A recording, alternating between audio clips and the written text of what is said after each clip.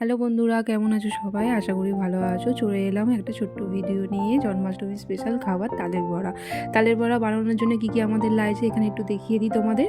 এখানে লাগছে একটা পাত্রে তাল নিয়েছি, যেটা আমি আগে থেকে ফুটিয়ে রেখে দিয়েছিলাম। এখানে নিয়েছি নারকেল কোড়া, 1 বাটি আটা, 1 বাটি ময়দা, পরিমাণ মতন সুজি নিয়েছি হাফ কাপ, আর অল্প কালো জিরে আর মৌরি নিয়েছি, পরিমাণ মতন নুন নিয়েছি। সব কিছুকে দিয়ে এবার আস্তে আস্তে মিক্স করবো হাতে করে।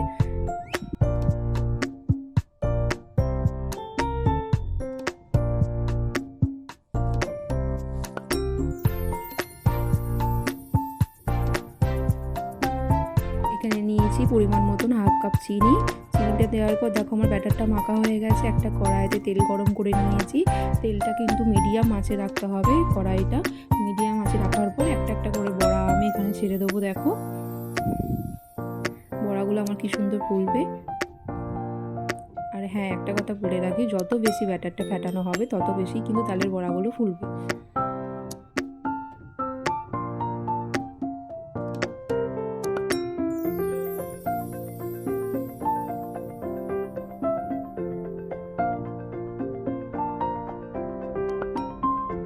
এখানে আমি তালের বড়াগুলো আস্তে আস্তে তুলে নেবো। চলো, তালের বড়া আজকের মতো আমার রেডি হয়ে গেল।